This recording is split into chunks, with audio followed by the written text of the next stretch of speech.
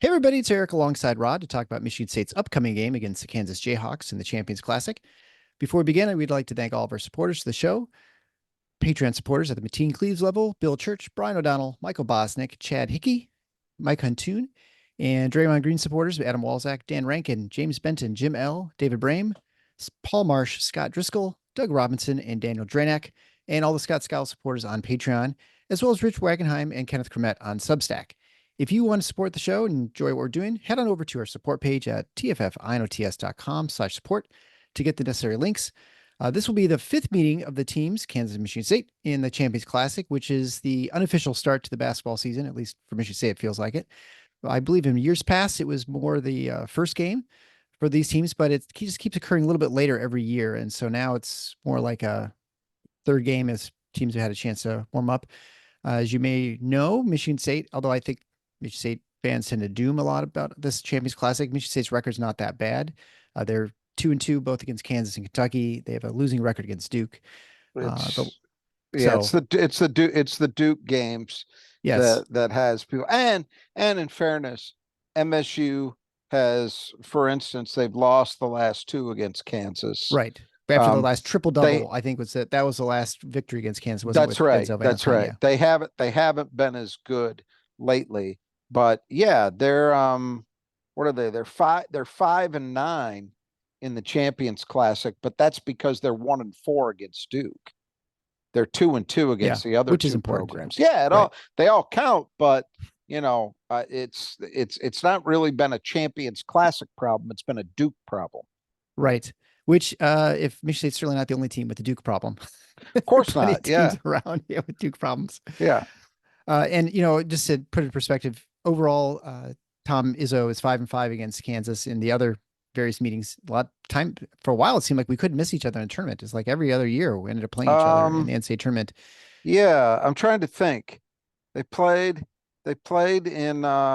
They lost last time they played, but I don't I remember when that think it's. was. I think it's only. Isn't it only twice? Is it only They that many times? they beat them. They beat them in the Sweet 16 in 2009 en route to the national title game, and then they lost in the second round in 2017 with Bridges and Cassius and Ward and Okay. those guys against Josh Jackson. In Okay. what was a pretty good game. I think that's it, unless I'm forgetting one. I would trust your memory over mine, They've certainly. seen Duke more frequently in the tournament than Kansas. I can tell you that. Yeah, I just know I have a friend who's from a big, huge Rock Chalk Jayhawk fan, and so she always would like, oh, we're gonna run into each other again. I think there are a number of times that they've been in the same bracket, and maybe they've not That's true. met, That's and maybe what absolutely I'm thinking true. as well. That's her. It's funny because as much as and this just puts things in perspective, and this is just the element of being a fan. It's easy to sort of think, oh well, we always lose, blah. Well, I can guarantee the other teams don't like seeing Michigan State because they feel the same way. And so, Well, I mean, I know the she's one always like, year "Oh no, it's Michigan yeah, State. We always lose the to you guys." the one year I'm thinking of, I believe, was the year after the Sweet 16 win over them in 2010. Well, I think that was the year Kansas got beat by Northern Iowa. Oh, And could then be. Northern Iowa got taken out.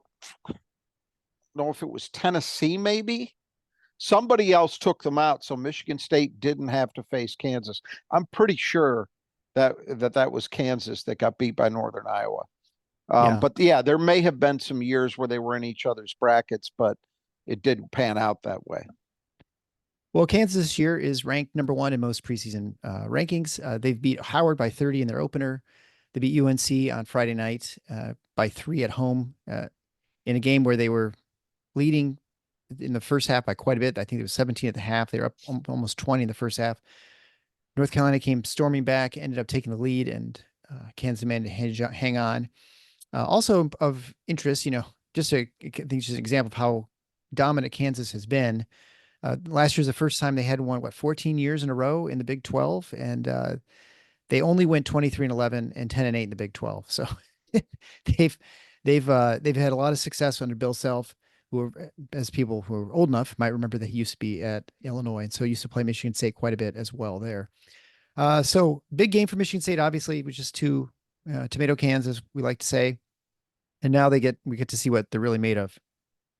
Yeah, it's certainly it's going to be a great level test. And you mentioned how the Champions Classic has come now slightly later, or at least if not later in the schedule in terms of the date, then after a couple of games have been under their belt. And Right. I actually like this better. I Yeah. like the fact that Michigan State had these two games um, to get under their belts to prepare for this.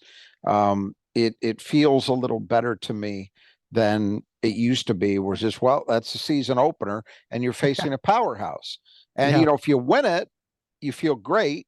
If you lose it, the sky's falling, right?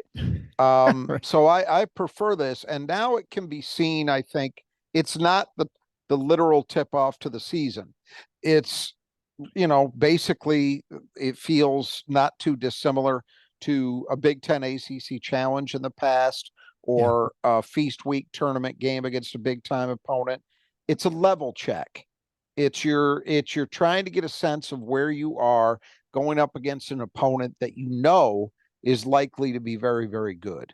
Sometimes it doesn't work out that way. We've had the occasional year where, say, you're facing a Duke or a Kentucky, to cite two recent years where Michigan State has won in the Champions Classic, and they've ended up being some of the worst teams those schools have had.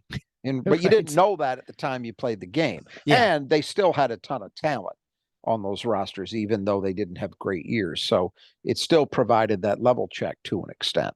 This I have very little hesitancy in saying that Kansas is going to be very good. Uh, as you said, it was by their standards, it was a very disappointing season last year. They really felt like they were they were set to have a big year, and it did not pan out that way. I mean, double digit losses, 23-11. That alone, and that's not horrible by any No. means, but by No. Bill Self standards, that's a really bad year. 10-8 in the league. And yes, it's true that the Big 12 was once again, as it has been for the last several years, arguably the best conference in America. So, you know, uh, again, 10-8, not great, but not a disaster. But yet it probably felt like a disaster in Lawrence because they just haven't done that. I mean, as you said, at one point, Self won 14 straight Big 12 regular season titles. That that might be. I put I put Tom Izzo's NCAA tournament streak up there with just about anything Yeah. that other people have done. But I'll tell you something.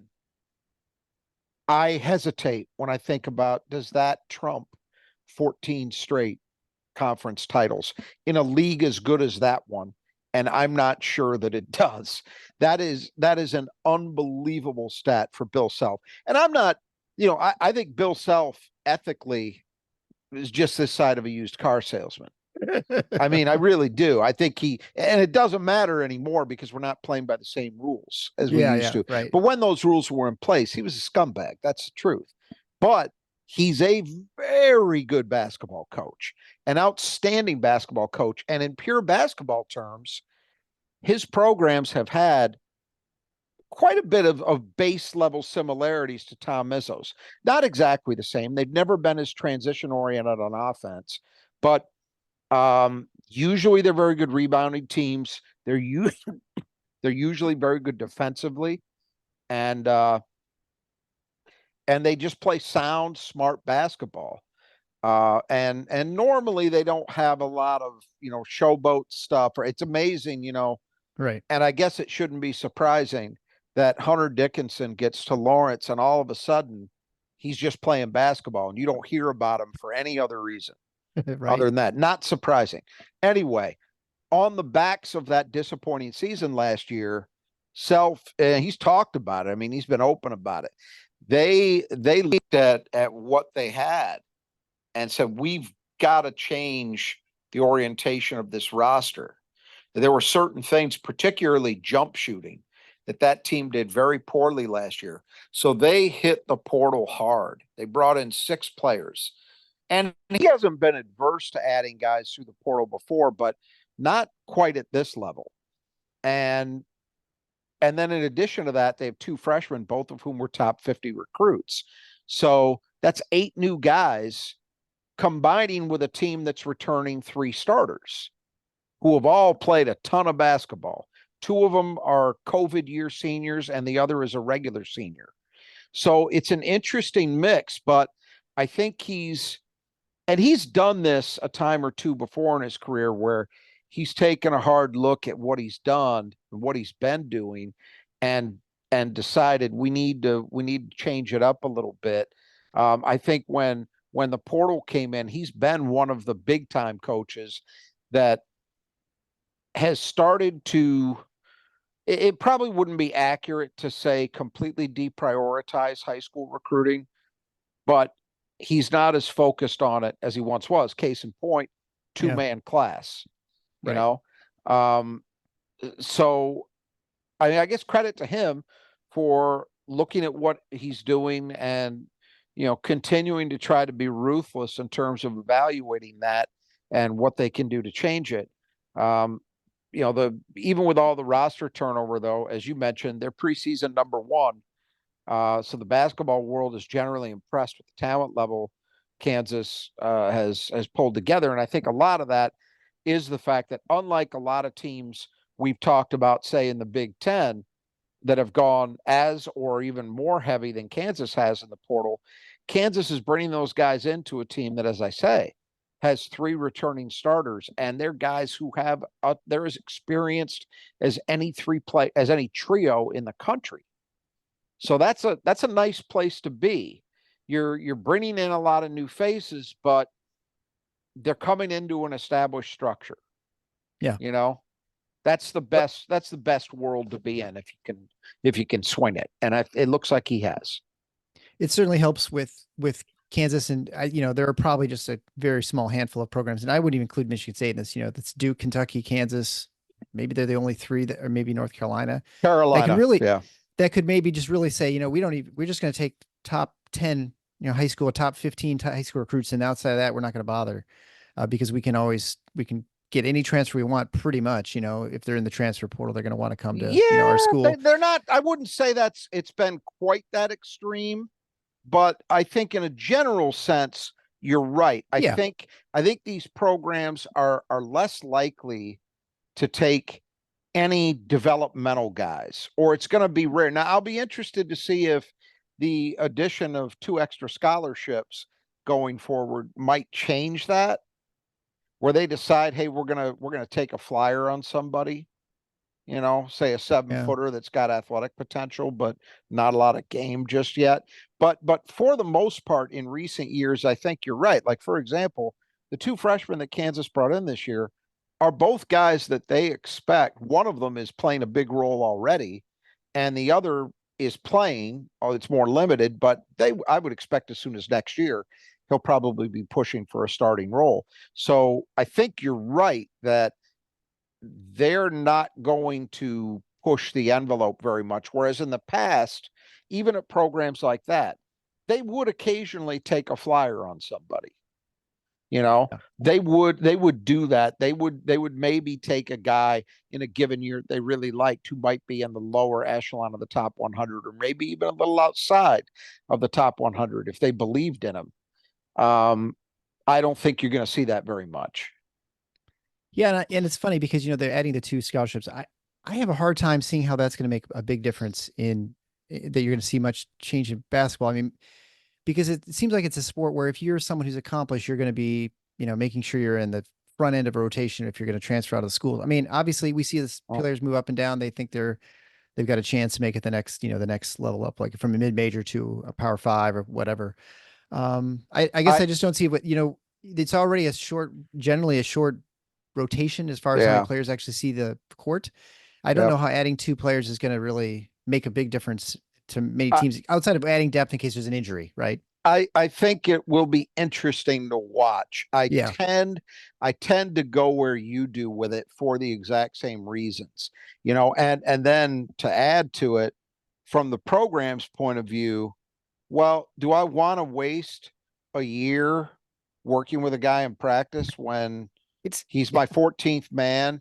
I know right. he's not going to play, and then I sink a year's worth of resources, time, etc. into him, and he decides to go leave. Yeah, right. Now, I think where you might see it, and I'm going to emphasize might, because I'm not convinced that it's any kind of given even here. But I'll tell you what, Michigan State is a program I could imagine, theoretically at least, utilizing it if it was the right scenario. And the reason I say that is compared to almost any peer program I can think of, which again is not very many.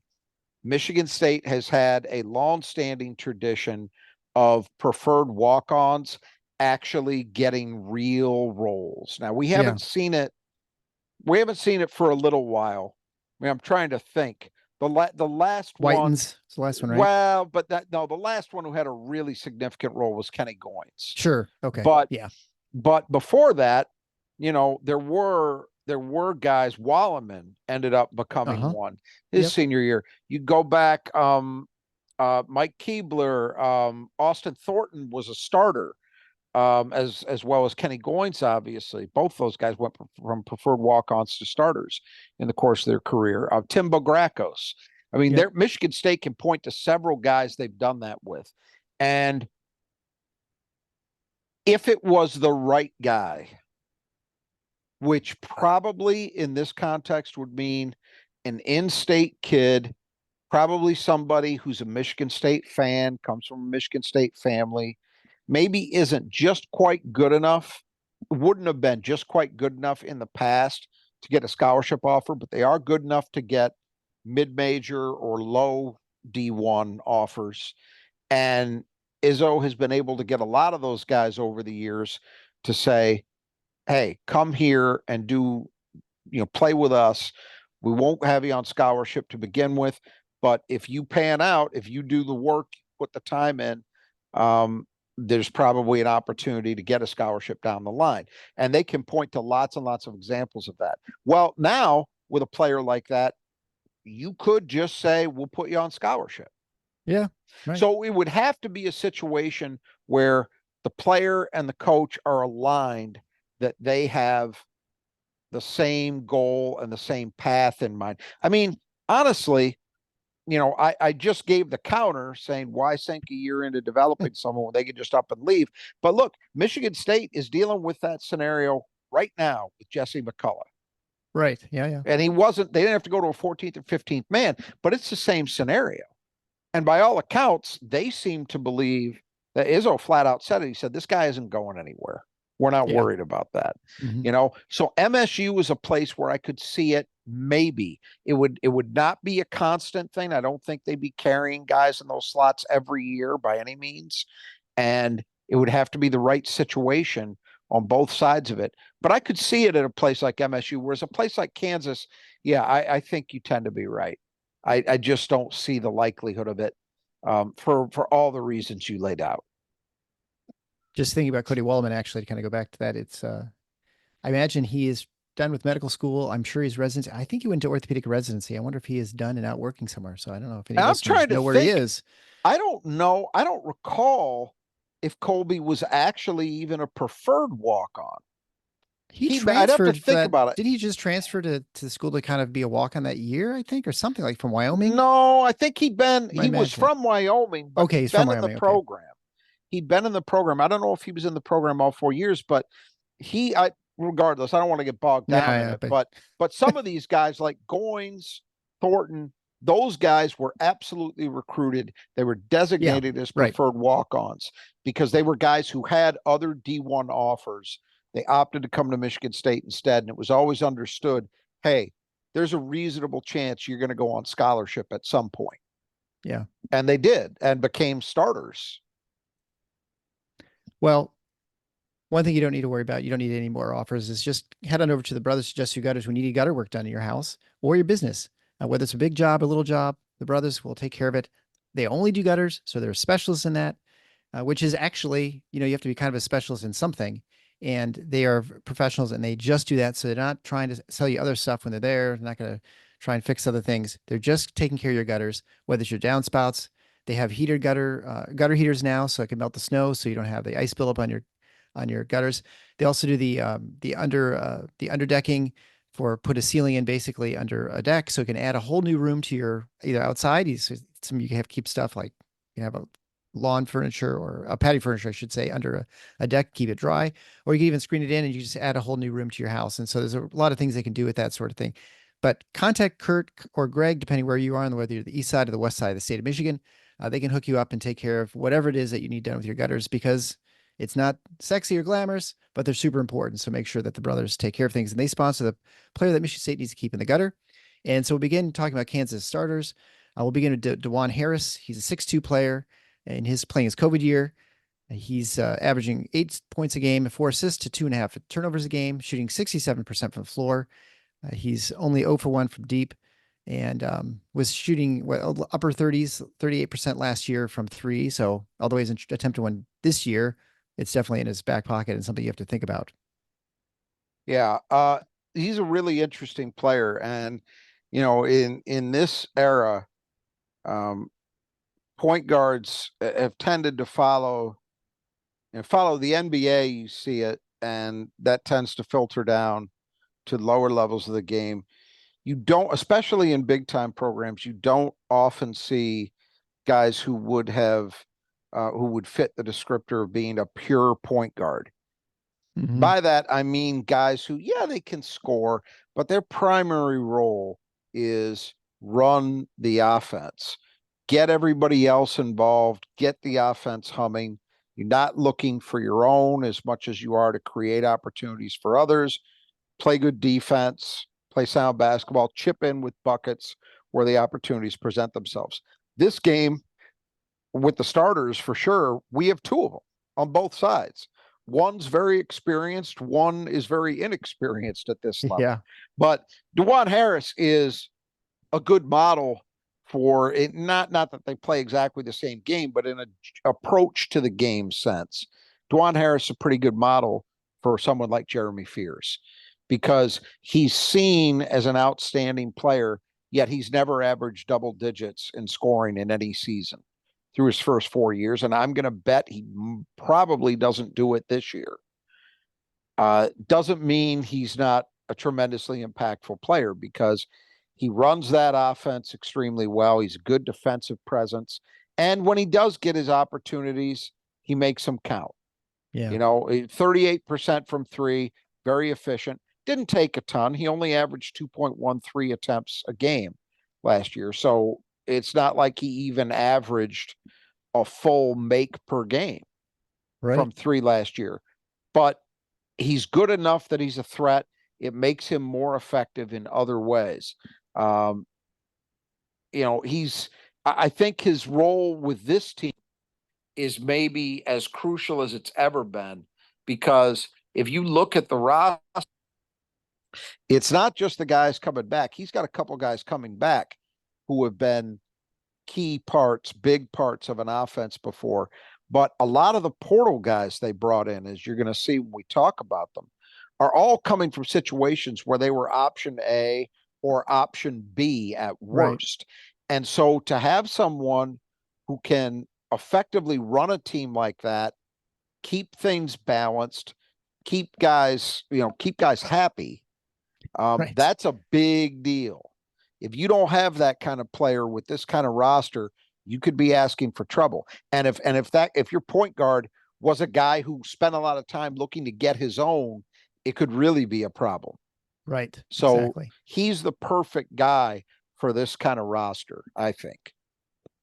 Well, then a team like Kansas, you don't expect a lot of players under 6 feet, but the next player is David Coit, 5'11", senior transfer from Northern Illinois, averaging 4 points a game in about 21 minutes, shooting 38, 33, and 0, just because he hasn't had any free throws attempted yet. Also 7 assists to just 2 turnovers. Yeah, so he's going to provide some support and depth for Harris on the ball. I mean,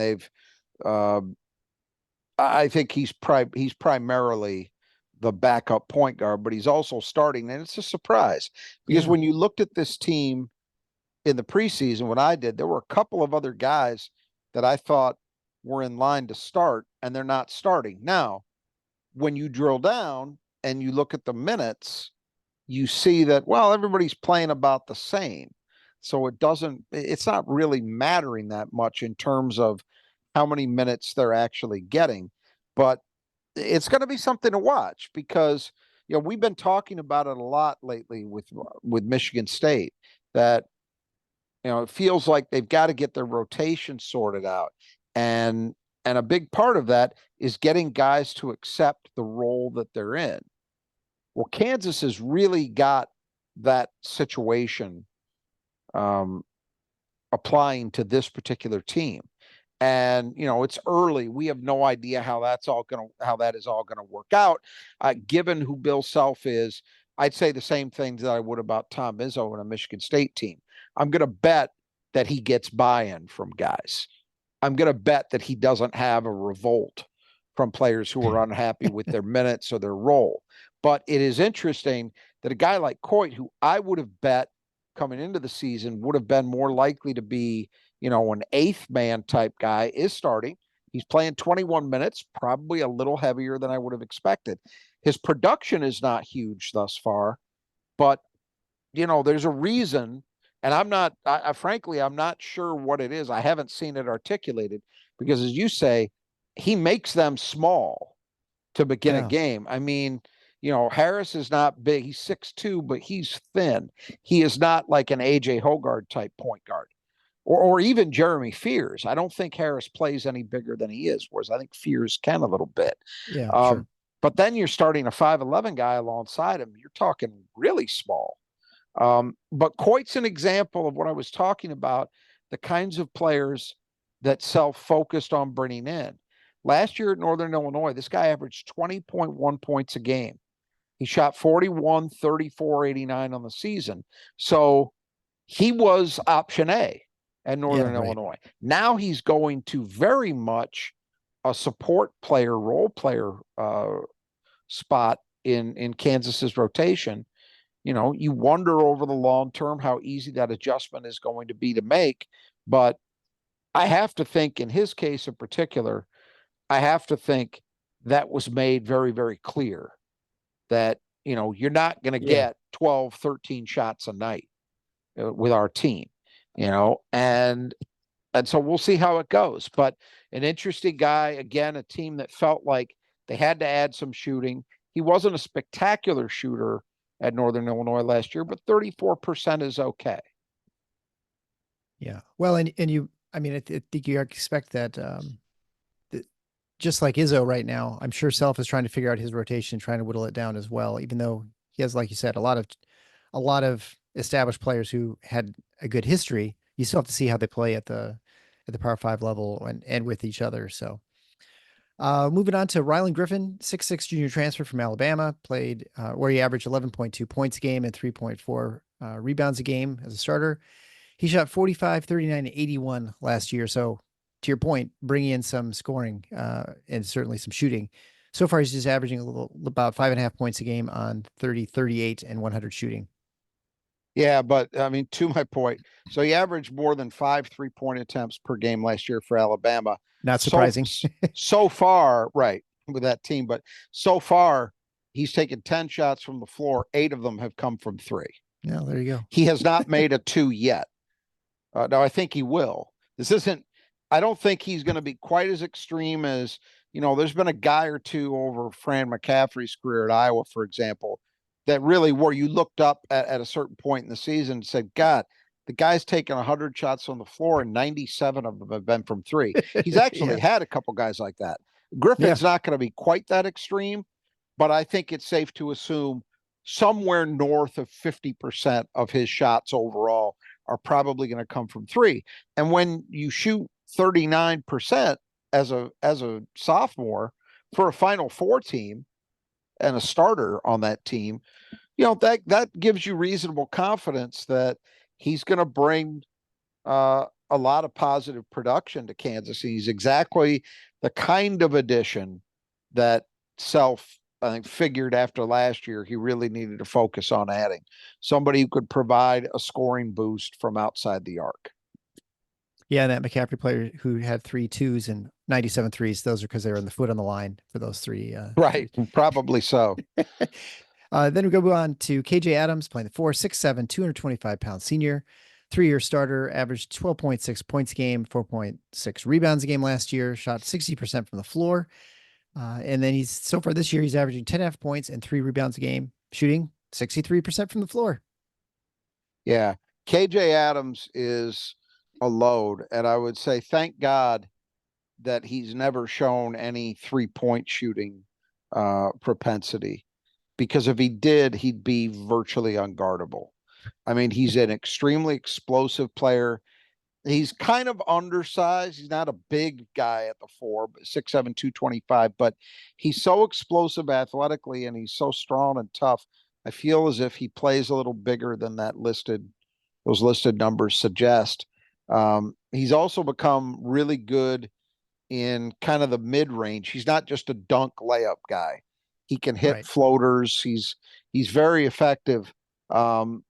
He's going to be a difficult cover for Michigan State, and it's going to be interesting, assuming that Xavier Booker, as we would expect, starts at the 4, how Book guards him, because Adams is a tough cover for anybody, and athletically he's going to likely prove to be a challenge.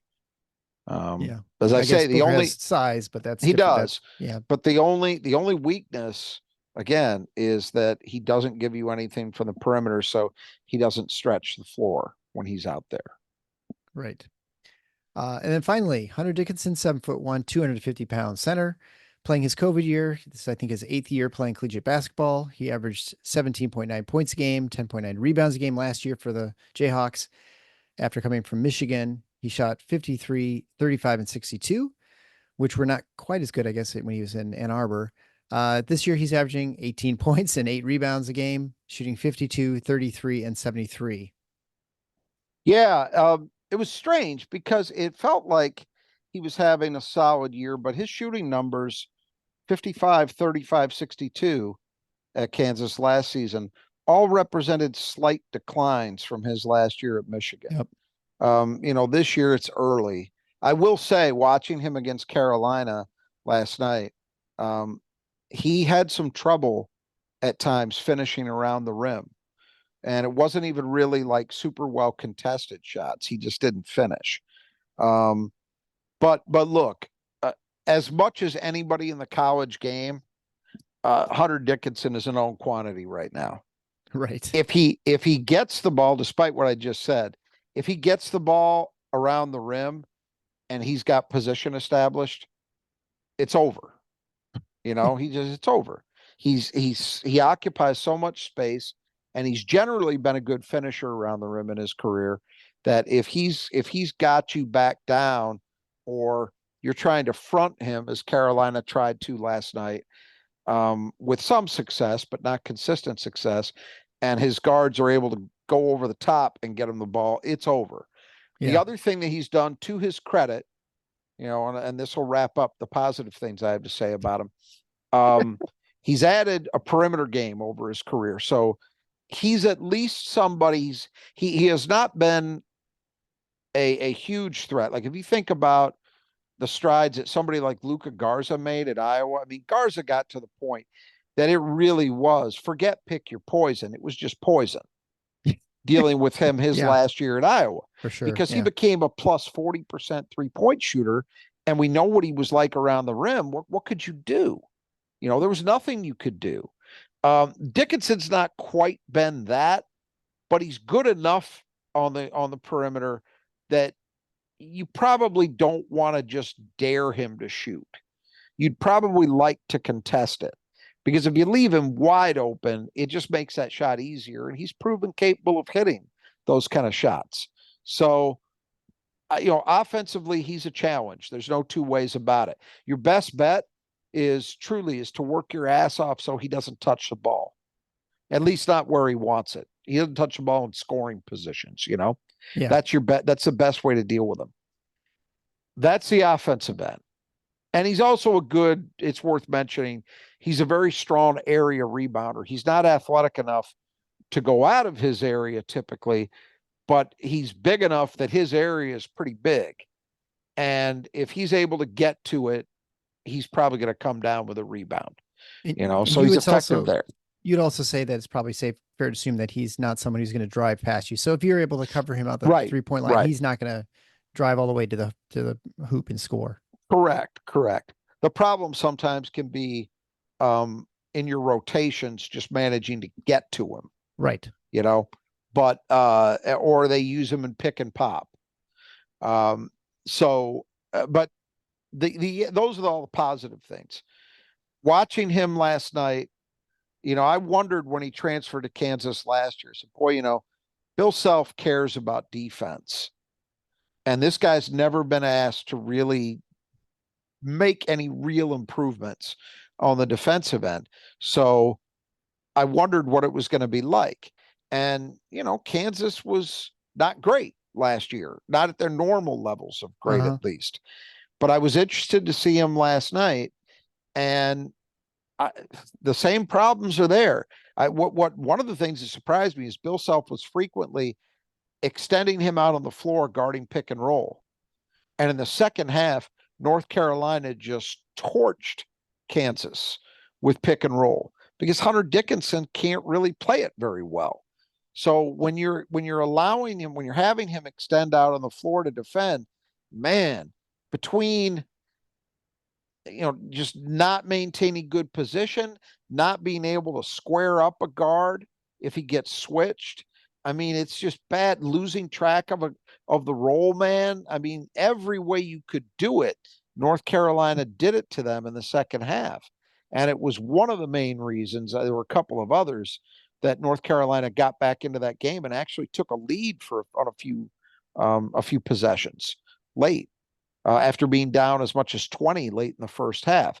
So I wonder about that. If they adjust and they decide to start playing him in drop coverage, well, that's what we saw in his time at Michigan. And we Right. know that creates opportunities for an offense as well. Your best bet is if you've got a big that can actually play at least semi-aggressive pick and roll defense, because then you're not giving up things. But Hunter Right. Dickinson de facto gives up things. And if they're playing him in drop coverage, that's not how Bill Self wants to do it. For starters, I know that. He has done it with certain guys in the past, but that's not his preference. If he has to do it, well, then they're going to be open shots for guards. You got to make them, Right. Of course. Yeah. but they're going to be there. You're going to get shot opportunities. So the story has not changed. If you didn't see him last year at Kansas, and you're seeing him for the first time since he left Michigan on Tuesday night, it's Hunter Dickinson. It's the good and the bad of Hunter Dickinson. It's all Yeah. still basically what it's been. Yeah. There's a guy I work with who is a Kansas alum, and he was very frustrated with Hunter Dickinson, expecting a lot and getting Hunter Dickinson, right? And so there you have your parts that Well, you love and the parts that sometimes he just like kind of beats you, look, it's full. I'm not about to pretend that the guy doesn't create massive problems Oh, he's good. He's for a good player. opponents. Yeah, because he's a very capable scorer and he's consistently done it. Yep. He's a very capable rebounder, and particularly on the defensive end, and he's done it for years. It's just that here's the thing. I think about him because I think they shared one season of play, but I compare him to a guy like Garza in college because Garza had the same problems. Garza could not move. So he Mm-hmm. couldn't defend anybody in space. If they played him in drop coverage, he was going to give up open jumpers consistently. It was all the same kind of problems. But the difference was Luka Garza, by his last season, wasn't scoring 18 points a night. He was scoring like 28. Yeah. That's a difference. Hunter Dickinson is a very good offensive player. He has yet to have a season where he was a dominant one. Right. Yeah. Or Zach Edey, Yeah. Yeah. to an even more extreme example. He has not been that. So that's the problem, is he's a very good player and he will give you a lot of production, no question. But he also leaves you vulnerable in some ways that, a lot of coaches struggled to accept. I was, I'll admit when Kansas went after him in the portal before last season, I was kind of surprised by it Yeah, I because remember I that. just Yeah. thought, man, yeah, Bill Self's had guys he had to play in drop coverage before, but this is extreme. It just, I wasn't sure how much sense it made. And, it may all pan out for them, Mhm. but yeah, there are definite weaknesses. There's no doubt about that. It's kind of hard to imagine him, like, say, playing for Roy Williams, right? Or Tom Izzo, where you expect to run up and down. I Oh, mean, just he'd never, right. I Tom mean, Izzo would never that's even even more look out of at him. character. Yeah, it'd be even more out of Yeah. place in those Just for those the teams. kind of, and that's again, you're talking about a guy who's been a high level player for a long time. So it's not saying, oh, he's not that. Of course he is, but there's some guys that just are not fits Right. for certain programs. And that's a good one. Hunter Dickinson was not. Tom Izzo didn't recruit him. Right. So, there you go. Yeah. He Let's wasn't a move. guy that he thought was a fit. We'll move on to the reserves then, beginning with Zeke Holdemeo, 6'3" senior transfer from South Dakota State, native of Lawrence, so he's coming home. He is Last year he scored 18.8 points a game and 3.5 assists for the Jackrabbits. Shot 47, 39 to 83. So again, to your point, bringing in the shooters, he is done well so far this year. He's averaging 20 points a game at 54, 47, and 100, and that's with a lot of 3 attempts. Yeah, he's averaging 8.5 attempts from 3 per That'll game get you to 20 through the points. first 2 games. Yeah, but he's hitting them. I mean, Yeah, and this right. is, Exactly. look, the only surprise here, or the biggest surprise, Not is that starting. he's not starting Yeah. because Self has actually said he called him his best player over the offseason. So this is obviously, we go back to what we were talking about with Coit. Um, this is a conscious move by Bill Self for his rotation purposes. So he's trying to line up who's playing with whom in what situations. And there's obviously, and I'm not pretending to know what it is, but when you see something like this, it tells you, well, there's a strategic reason he's got in mind. Yeah. There's some reason in play as to, because Mayo is averaging 26 minutes a game. So Yeah. he's So he's playing playing, starter minutes I pretty think much. he's I think he's third on the team in minutes per game. So you need to think about him as more of a Morris Peterson in 1999.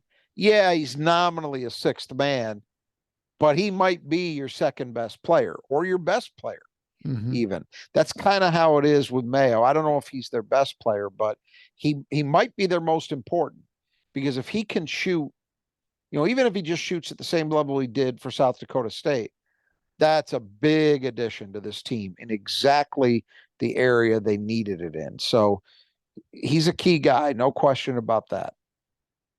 Well, the name will be familiar to lots of listeners of the show. Flory Badunga, 6'9", 225-pound freshman, McDonald's All-American.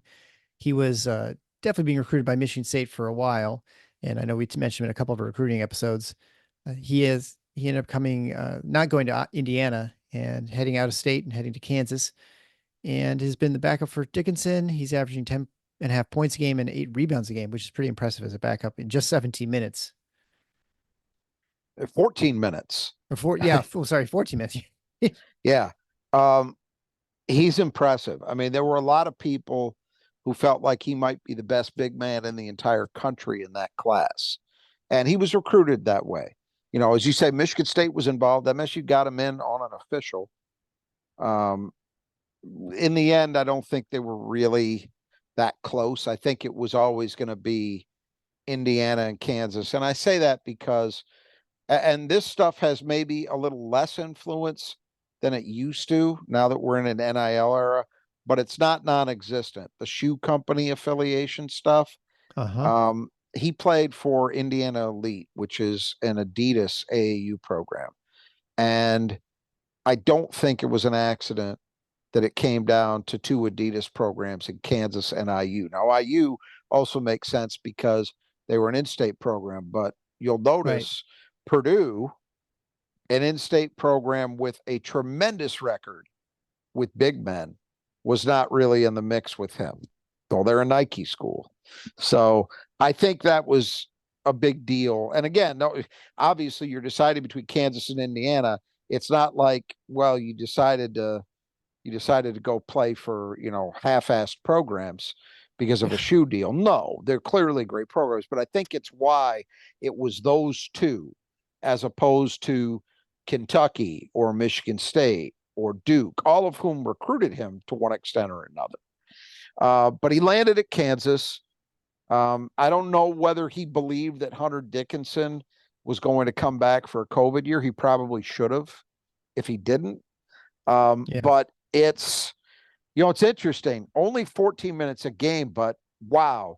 In those 14 minutes, 10 and a half points, 8 rebounds per game. Very impressive on a per minute basis. I mean, it's hugely Yeah. impressive.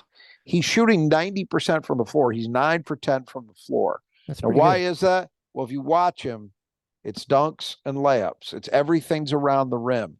Flory Badunga is not a new school big who's going to be imitating Jokic and out of the floor making he's a paint presence. That's what he is. And it's going to be interesting to me, honestly, to see if he's a 1 year guy or if he decides to come back for a second year where he could start. And I don't know. I tend to think he'll be drafted maybe decently highly just based on his potential. Certainly if he keeps producing the way he has thus far, even in a reserve role, that will get everybody's attention. He's not a pure post-up guy. As for like Dickinson is a better post player than he is, but I watching the game against Carolina, they got the ball to him as a lob target off pick and rolls. He's lethal there because he's got good hands and he's obviously big and he's athletic. And he could be a garbage man on the offensive end. I think he had 5 offensive rebounds in that game last night, if memory serves. So, or maybe it's 5 on the season through 2 games, but either one is impressive. He's a load. And the big problem from an opponent standpoint is if you get Dickinson sitting, and so in that game against Carolina, Dickinson was in some foul trouble.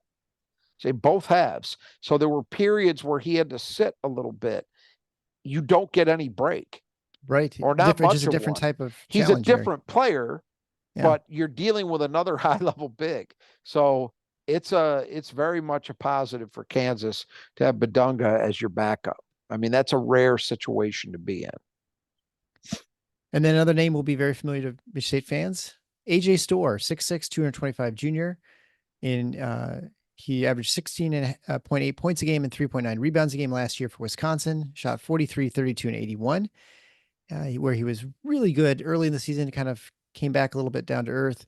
And I think he's playing for a cert college program. And I think we were talking about before, I think he's played for like 5 schools for high school and pre-college. No, counting high school, it's 7 programs in 7 years. So Yeah, every year of high school, he was yeah. somewhere else. And now 3 years of college. Yeah, it was 4 schools before college and 3 Yeah. since. Yeah. So Yeah. the guy, he obviously just never played. He lives out of a suitcase. Yeah. This is an interesting one because we talked about, maybe surprises in the starting lineup and that type of thing. And I have to believe that I was like most other people when I saw that AJ Storr transferred to Kansas. I figured, well, he's going to start, right? Because he's coming off a big year for an NCAA tournament team, from a high major conference. Like, well, of course. Well, it hasn't worked out that way. Now he's still playing significant minutes. He's averaging 21 minutes a night through these 2 games, but he's not starting. He's averaging 9 points a game. So it's not that he's not in a significant role, but it's nowhere near what he was in at Wisconsin. And so, you got to wonder how he feels about this. And again, you're talking about a guy who's up and left every situation he's been in his basketball career thus far. So I haven't looked. I'd be interested to see how many AAU programs he played for, because I'm betting it's probably a lot, more than one. Probably fair to more guess. than one. Yeah. So you have to wonder. I mean, I don't know that he'd transfer again because I would think his sights are set on the NBA, and that was the deal last year. He went into the draft to be evaluated, and the story with him was, okay, if he likes what he's hearing from the NBA people, he's probably gone. If not, he'll come back to college and he'll just go for the biggest bag, which is exactly what he did. Hmm. I mean, Wisconsin can stay competitive with retaining their own guys for sure. But if a program like Kansas is really energized and it's just going to be purely about the money, the very few programs are going to beat Kansas. I mean, that's what happened with Dickinson the year before, right? They just Right. came in with a big offer, and that was it. You didn't get the sense that Dickinson was particularly looking to move, but the money was just too big. But in this case, at least Dickinson came in and he knew, all right, he's going to be basically playing the same kind of role he did at Michigan, just with a better team. Right. Yeah. AJ Storr, I would guess, probably thought similarly, but it's not working out that way. So I don't know. I mean, at his best, and we saw him early in the season when he was at his best. Yeah. He's a really tough cover. I mean, I remember we had Mike Garland after the first Wisconsin game, and he was saying he thought he might be the best NBA prospect in the conference. Yeah. And as you said, as the year went on, the 3-point shooting especially kind of came back down to earth. Hmm. But this is still a guy, man, when he's got the jumper falling, he's almost an impossible cover because he knows how to use his size and his strength to create opportunities at the rim. He's not he's not a Cohen Carr athlete, but he's a good athlete. He's And very then, good. as we Yeah. say, he's got a good enough handle to create his own shot, to use it to get to the basket. And then if the threes are falling, what do you do with them? But um, I don't know. It's gonna be he's right now the most interesting guy on that team to me because yeah, Mayo's not starting, but he's clearly got a role that might as well be a starter. He's getting shots. I don't see and he's a hometown guy too. I don't see Right. a Yeah. problem there. Uh, Badinga knew what the deal was at the certainly at the point that he got to campus that he was going to be backing up Dickinson. So I can't imagine that he's upset. But I wonder about this guy. I really do. As I say, Bill Self, as much as any coach in the country, along with somebody like Tom Izzo, I would have faith in being able to get his guys bought in and to understand why he's doing what he's doing and to not blow the team chemistry up. But man, AJ Storr is a challenge in that regard. That's not your Yeah. garden variety player. And I don't mean just his skills. I mean mindset, psychology, all that stuff. This one's going to be interesting. It's actually hard for me to envision him being back in Kansas next year because there are all kinds of places that can pay you if the NBA doesn't show any interest for him this year. But you're at Kansas, so you're still going to have an opportunity to highlight your game, and certainly play 20 minutes a game is quite a bit. Then move on to actual high school player, and boy, please tell me this guy is expected Eric, to I have a lot of. lost you. Oh, can you hear me now? Now I can hear you. Yep. Okay. Yeah. So next player, please tell me that this guy is expected to have a lot of assists. Ray Keys Passmore, No. top 50 recruit, 6'5", native No. Florida, hasn't yet scored and playing about 8 minutes a game. Yeah, he's not that despite his last name, which I agree. I saw it on the back of his jersey last night, and I was drawn to it as well. No, that's not the deal. Um, he's a high level athlete. So we talked about what like this probably aren't going to take reaches on players, anymore and look to develop a guy over 3 years, 4 years. I don't think Passmore will take that long, but he's the kind of guy that they will take. Whereas like, oh, there's major athletic ability enough that you can get him into the rotation a little bit now, even though his his skill game is not yet developed uh, where you where you'd want it to give him more minutes. But I think he's going to be in there getting some playing time. It's going to be hard to get him a lot just because of all the guards that they have, as we've been talking about. Um, but they like his potential a ton just because you get guys with that kind of frame, that kind of athleticism. Man, that's good stuff to work with. So probably a year away from big minutes. Yeah. And then finally, Zach Clements, Eric, I've lost. finally, Zach Clements, 6'11", 230-pound redshirt freshman, played 14 minutes versus Howard, but did not see the floor against North Carolina. Yeah, he was a guy that I think for a while, they felt, was going to have an opportunity to be another. And Self's had a fair amount of these guys who come into the program, bigs, I'm talking about, who come into the program and over time develop into being very effective players. It just hasn't worked out. Clements has had some injury problems. And now, you look at that roster, he's got Yeah. two very high level guys in front of him. So he played 14 minutes against Howard, didn't play at all against Carolina. So it's hard for me to see anything beyond a very limited role for him unless there are injuries. He had 5 points and 1 rebound in that game against Howard, but against Michigan State, it would be, I guess, if there was foul trouble or somebody got hurt, God forbid, that would be the only way I'd expect to see him. All right. So the Brothers Suggested Gutter sponsor our player that Michigan State needs to keep in the gutter for the opposing team. For Kansas, who do you think Michigan State needs to focus on keep in the gutter for this game? Oof, it's really one, challenging in this one because you're tempted to say Dickinson because obviously he has the potential to have a big scoring game anytime he steps on the court.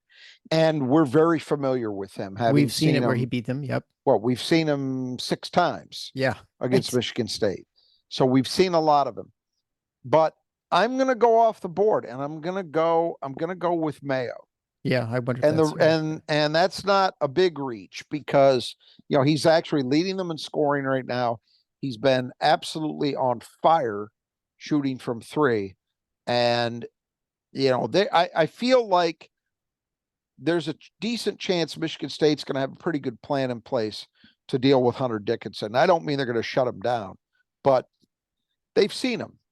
They know the coaching staff. Christ, they got a guy on their staff who coached him for 3 years. Let's not forget that.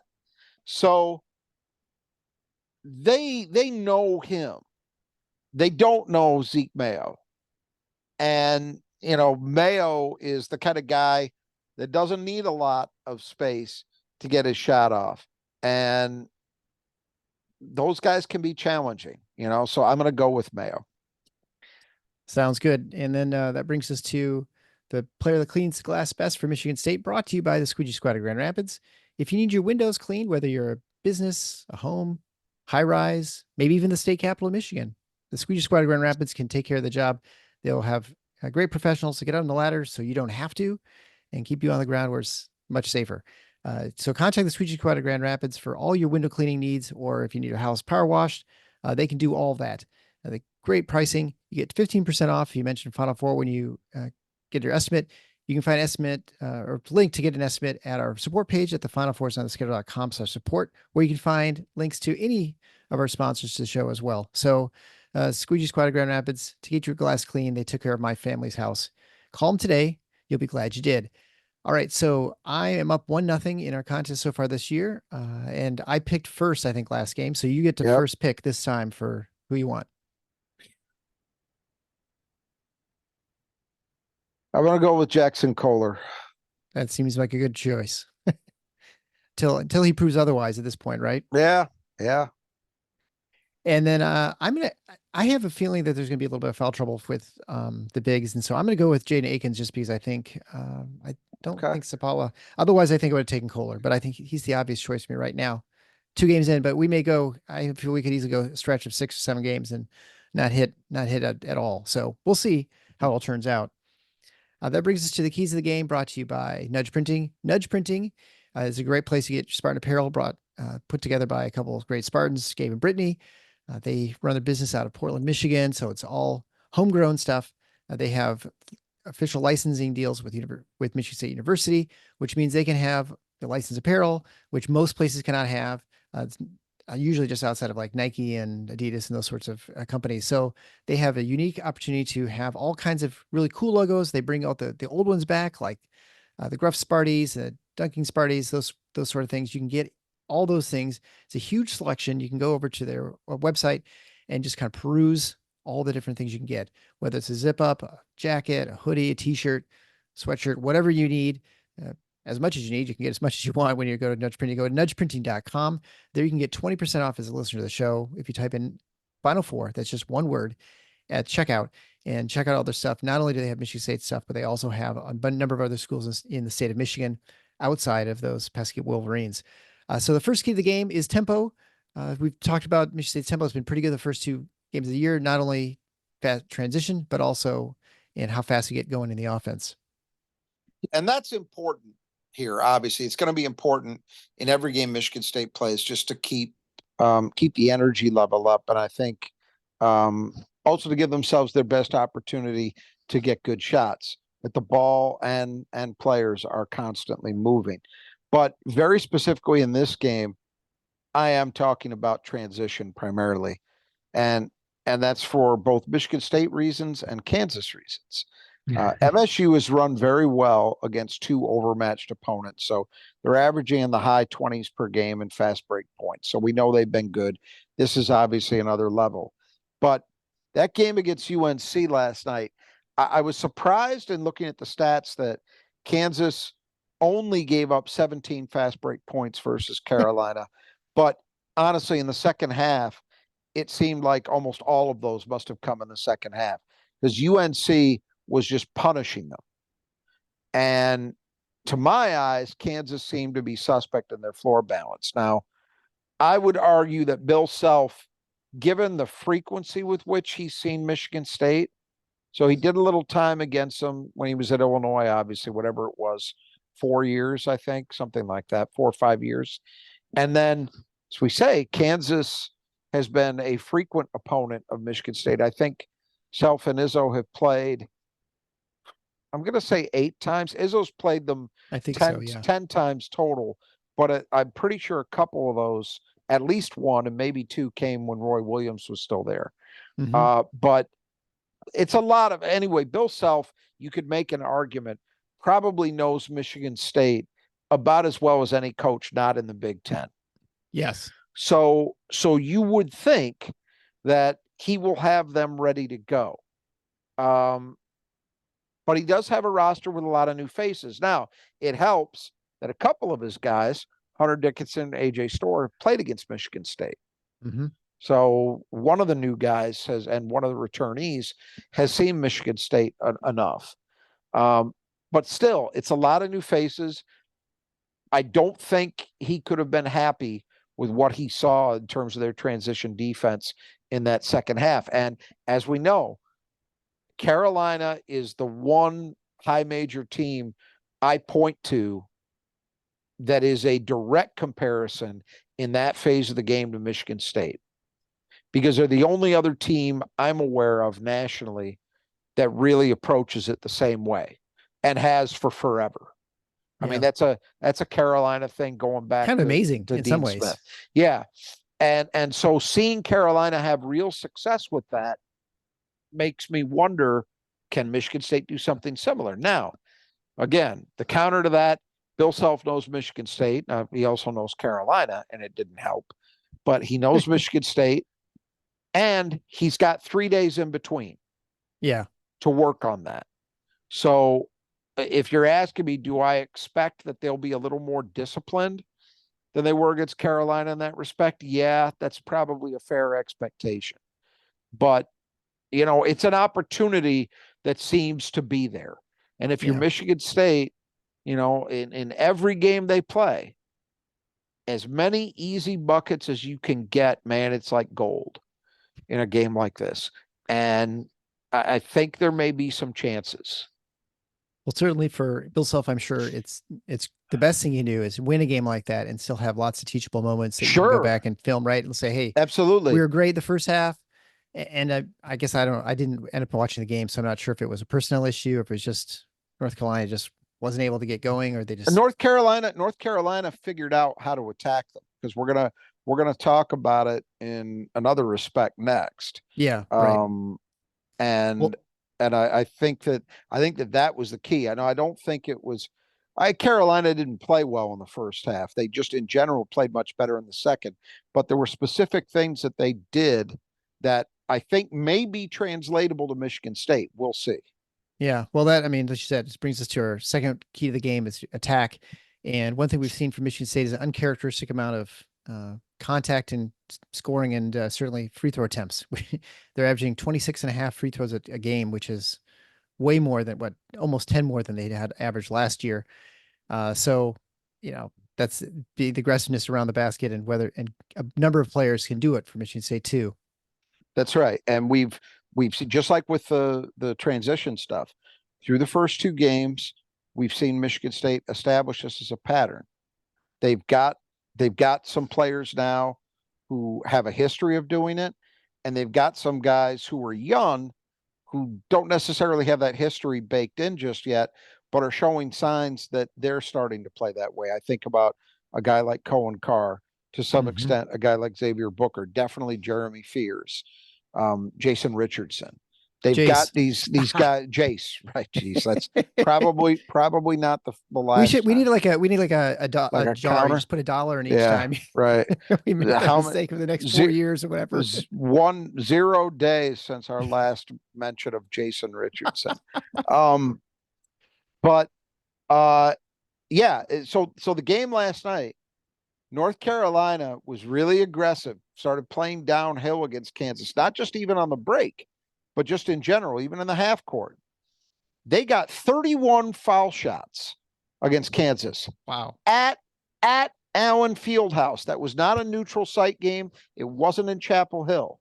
At Kansas, they got 31 free throw attempts. So you could say, well, maybe they just got a weirdly kind whistle and it won't translate. Maybe. Maybe Michigan State gets a bad whistle in this game in Atlanta. Maybe.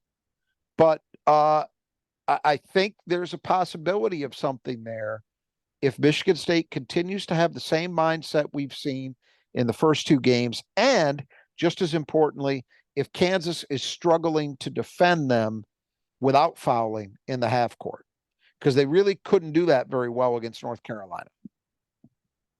And the third key to the game is the deep ball. Michigan State went 3 of 18 the first game of the season, went 6 of 18 the next game.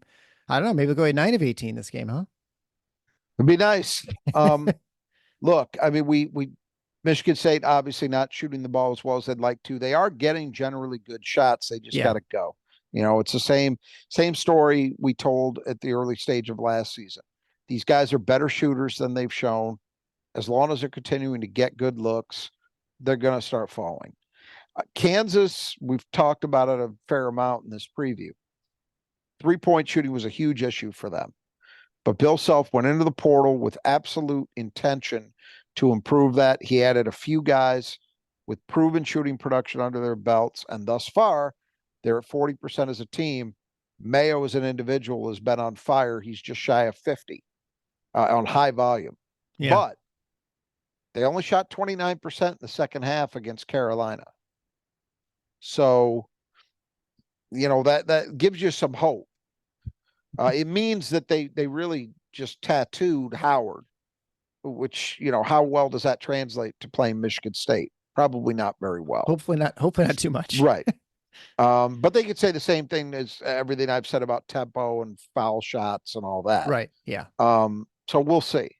Yeah. I will say this much. If either team carves out a significant edge in this area, that always goes a long way towards securing a victory, particularly when you're not talking about, a mismatch with a low major team.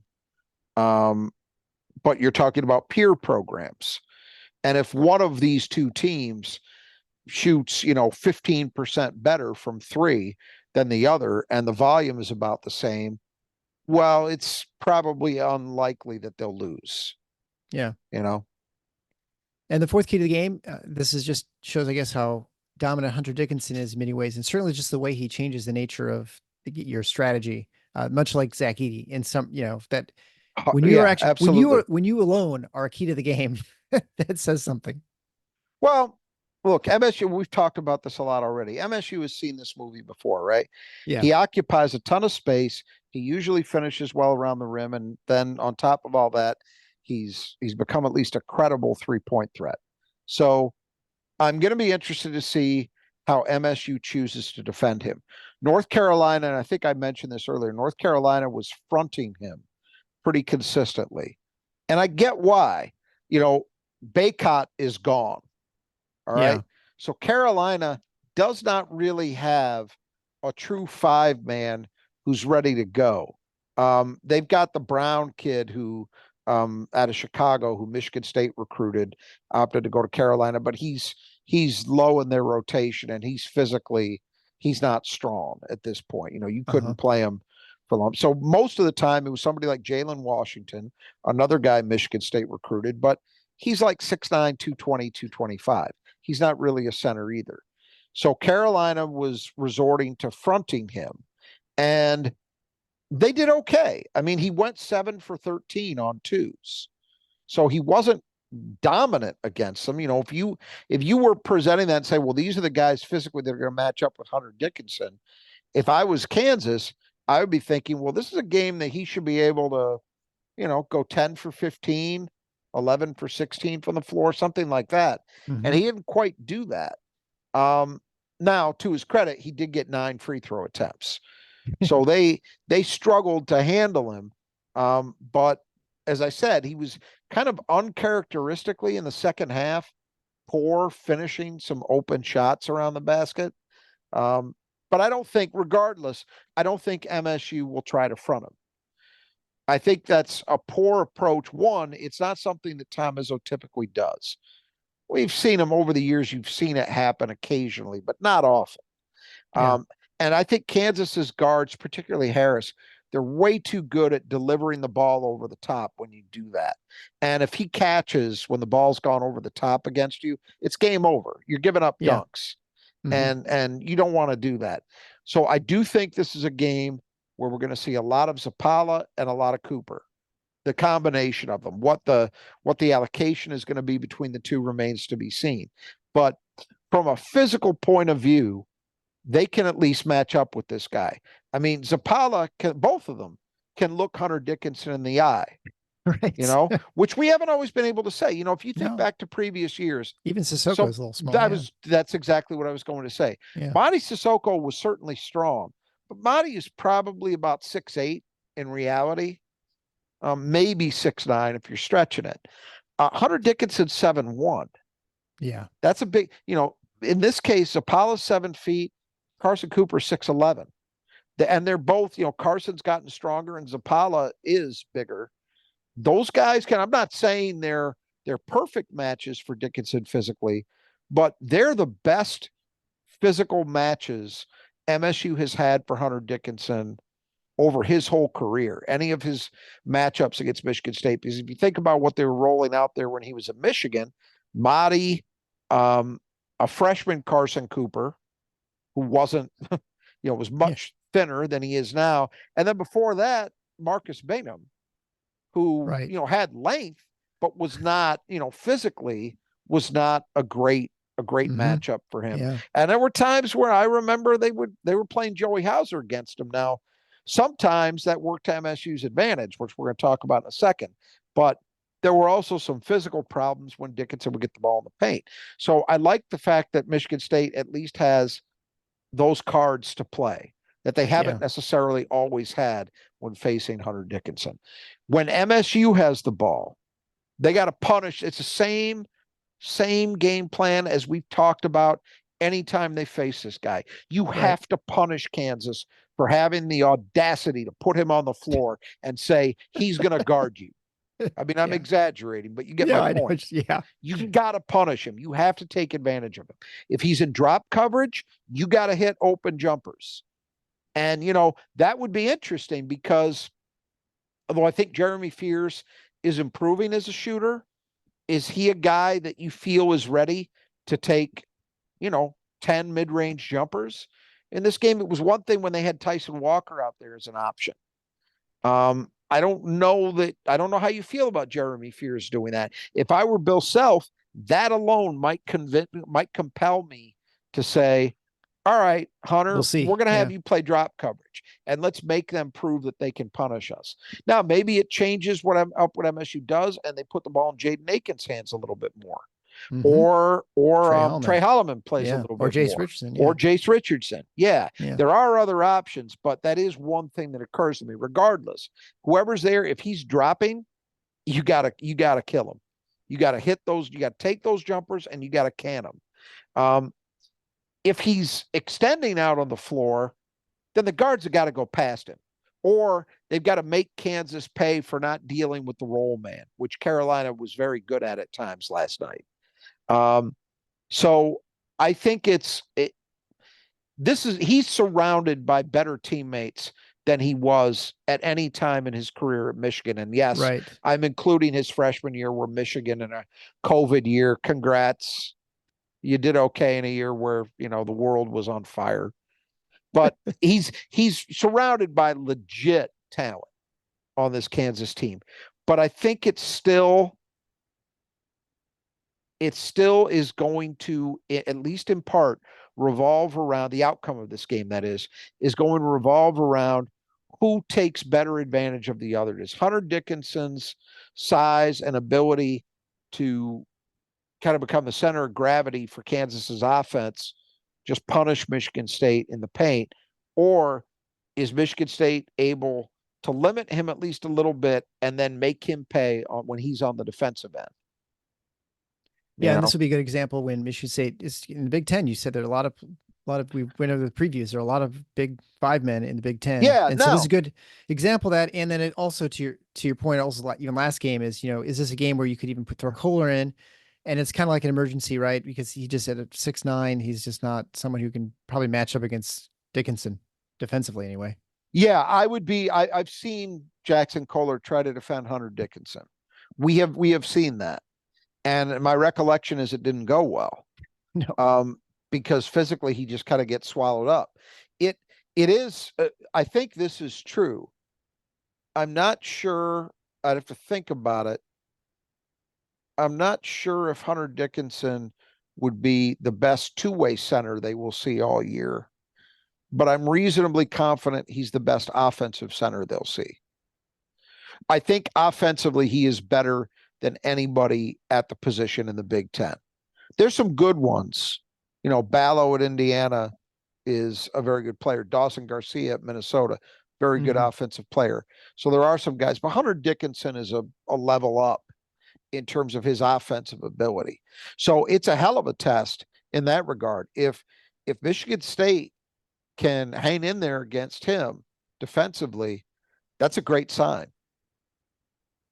All right, so the fifth and final key, chance to score. So Michigan State has done a good job so far limiting turnovers and having maximized their opportunity to score, not only because of low turnovers, but also because of their work on the offensive glass to get extra shots and extra opportunities to put the ball in the hoop. For sure. So MSU right now, 2 games in, for whatever that's worth, they're number 95 in the country in turnover percentage. That's pretty good for them. Prior to last season would have been reason to be doing cartwheels. Now, last season was an exceptional team in that regard, but as we've talked about, I don't, in retrospect, I don't know if that was necessarily quite as healthy a sign as we took it to be, because I think what it ended up resulting in was Michigan State in a lot more late clock situations than you would have liked. So I think MSU probably would have taken maybe a few more turnovers, but more consistent levels of energy and movement on offense. Just playing a little slower, right? And that's probably why they little turn. I mean, I know they're good ball handlers, but maybe less turnovers because they're less. I think it was slower and not attacking as much. So this, number. Look, if they could end this year playing, if they are consistently playing with that pace and energy the way they have in the first 2 games, if that carries through the whole season and they end up number 95 in turnover percentage, I'd be thrilled. Sure. Yeah. That would be a very good number. So they've been good there. KU is not a ball hawking team. They're usually somewhere middle of the pack at best in turnover percentage on defense. So they don't go out, try to trap you, try to press you. They don't usually do those things. It's one of the ways in which I think Bill Self's defensive philosophy is actually relatively similar to Tom Izzo's. His MO has always been like Izzo's. The idea defensively is to force you into taking shots that you don't want to take. Mm-hmm. Not to force turnovers, not to gamble, but just to put you in situations by staying solid in the half court to get you in spots where you're taking shots you don't want to take. That's a very simplistic way of putting it. So I don't think this is a game where you're saying, boy, MSU really needs, the guards need to be ultra strong with the ball. I mean, they got to be strong with the ball in every game, but you know what I mean. They're Yeah. not going to have people digging at them. It's not going to be that kind of deal.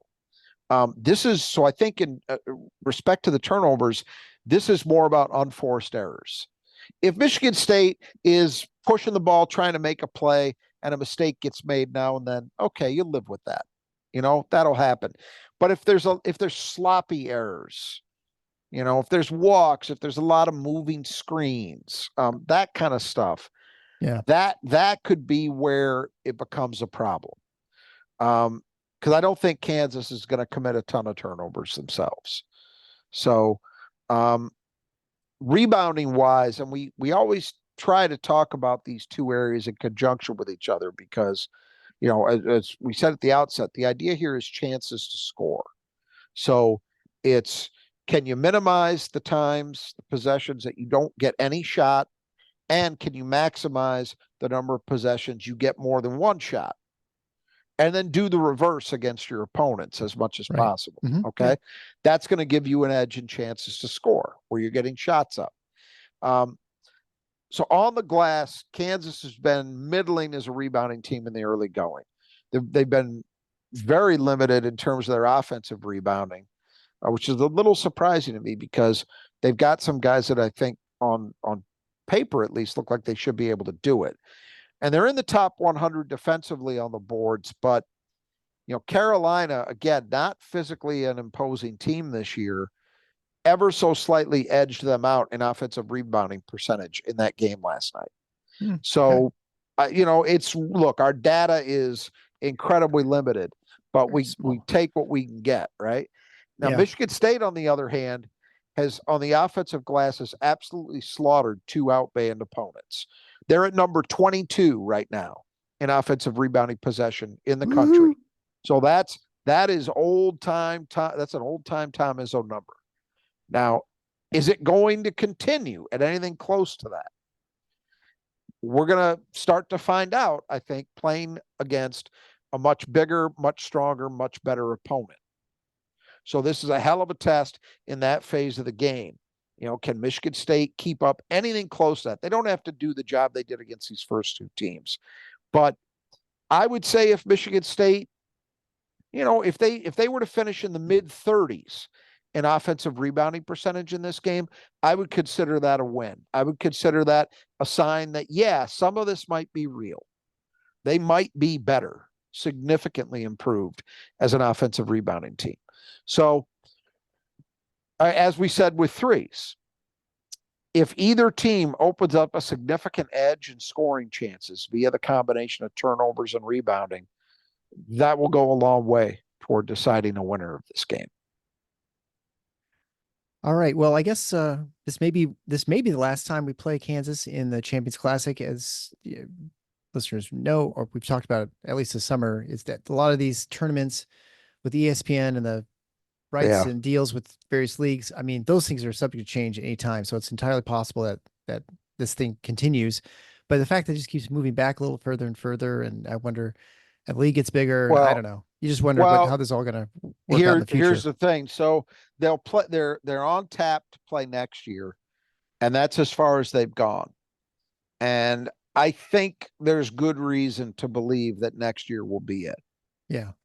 It'll be the 15th event, I believe, because MSU, I think, is slated to play Kentucky next year. It'll be the 5th time they face them. They've already faced Duke 5 times, and This is the fifth one with Kansas. Hmm. So, um, yeah, I think primarily for TV reasons. You know, Usually you've is. got you've got you've got these other teams with, and I'm trying to remember, I can't remember, is the Big 12's agreement with ESPN or with Fox, but the I think primary agreement. I But think ACC or SEC is with ACC and ESPN, SEC right? definitely are with ESPN. Yeah. There's no doubt about that. But regardless, there's a split here. Yeah. Okay. And since this is an ESPN event, you know, um, there's motivation to not continue it. Now, what would be interesting to me is if Michigan State were to bow out and they were to add somebody else to fill that slot and just continue on without them. You know, Possible. Yeah. it's possible. Although it does seem like, and this, I think this is a really unfortunate. We'll just take a second to digress on this stuff since you raised it, because we haven't talked about this, at least not lately. I think this is a really negative development in college basketball that's coming. It's not just this event. We've seen the Big Ten ACC Challenge go by the boards because of Yep. the TV contract stuff, right? So that's gone starting this year. That was always a great event, I thought. Yeah. Oh Um, yeah. it gave you great level check, not just for Michigan State, who's always getting several of those, but sometimes, some of the Big Ten programs, it would be the only like ultra competitive game they'd play. Iowa. So it gave Iowa. you right. So it gave you at least a little bit of a sense before conference games started. All right, what is this team really? So that's gone. The Feast Week tournaments. So this isn't even just about network stuff. It's partially that, but it's a bigger story too. Um, the Feast Week tournaments are, I'm not saying they're going extinct, but they are beginning to slide in favor of what are called MTEs, multi-team events, Yeah. that are being held on college campuses. So we're going back to the future. If you're old enough, and I'm sure some of our Coca-Cola listeners Classic. are, that's right. And before that, it was the Cutlass Classic. Cutlass Classic. Yeah. Yeah. Yeah. Um, and those things used to be played all over the country. Some of them were good. There were a handful of tournaments that were close to what we have now in the Feast Week tournament. There used to be one in Alaska, and they might Yeah. still play it, but it declined substantially over the years in terms of the caliber of teams that played in it, called the Great Alaskan Shootout. That was a big event. It's funny, people talk about Maui, but Maui was not the first big time multi-team event in Hawaii. It used to be the Rainbow Classic, which was hosted Right. by the University of Hawaii. I remember Hmm. Michigan State played in that. There was an event that I think Oregon State used to host called the Far West Classic that was good. Um, but most of these things, most of these preseason tournaments were a tournament where, I'll give you an example with Coca-Cola Classic. The usual format was Michigan State they might have one other high major opponent. So I remember one year I went to the Rebounders Club meeting, and Kelvin Sampson was the special guest, one of the special guests. This is an interesting lineup, actually, because Kelvin Sampson was there because he was coaching Washington State. And so they were the high major opponent. And then Hmm. Jim Larinaga, who's now at Miami, was coaching Bowling Green. So it would usually be like you'd have one high major if you could get them, and they usually weren't necessarily like the big time Right. team. They were Right. like a Right. Washington State. You might have a MAC school, and then you'd have somebody else filling it out. And so it's just two games. It's not the three-team event. If you look, they announced the field recently for Maui, and Michigan State's obviously at Maui this year, but they announced the field for Maui next year, and it's not it's not a total disaster, but it is not Maui. I mean, Hmm. we are used to Maui being, Like this year. three or four heavyweight teams and then some other good teams. Like rarely is there a weak sister. among them. It's clearly gone down a level. I'm going to be interested. I haven't bothered to check what Atlantis looks like, which has been the other major tournament. But my sense is you are seeing schools scheduling more of these MTEs on their own campuses, and they're foregoing the feast week stuff. Now, to bring it back around to Michigan State, you think about this, you think, well, that runs contrary to everything Tom Izzo's always been about and always wants to do, right? And if you think about it, they've already lost the Big Ten ACC Challenge. They're probably going to lose the Champions Classic. And then are we going to be in an environment where there just aren't really very many high-level Feast Week tournaments anymore? You're losing these things that enabled Michigan State to fairly easily and consistently, they didn't have to think about it. They would just have high-level schedules because they're in all these things. Right. You know, and you wonder, there's a motivation for it in this sense from a basketball perspective. Okay, so forget about the money. In an environment where you are playing 20 conference games a year, how many of the 10, say 9, 10 non-conference games you're playing, how many of those do you really want to be ultra challenging? Because you're already playing 20 high-level games, guaranteed, no matter what you do. I think for a lot of schools, the answer, a lot of Big Ten schools, the answer is going to be not many. Right. Don't want maybe one or two. You know, Michigan State, we're used to, you know, what, at least four, sometimes five, you know, at a minimum. I don't know if it's going to be possible to do that anymore. So only so many home and homes you can schedule with other teams, right? Now, it'll be interesting to see if these developments, of these trends do lead us back to environments where you are playing more home and homes. And those things used to happen. Yeah. I mean, with more frequency than they do now. And it's not that long ago. We can remember Izzo early in his career playing as many of those as he could get. And he's been somebody who's been frustrated by the inability to get other high-level programs to agree to do that. That may change as we're moving into this new era, at least a little bit. But anyway, since you brought it up, it's going to be fascinating. And whatever happens on Tuesday night, enjoy it, because we probably don't have more than one more of these left to enjoy. All right, well, we'll definitely leave it there, and looking forward to the game on Tuesday night.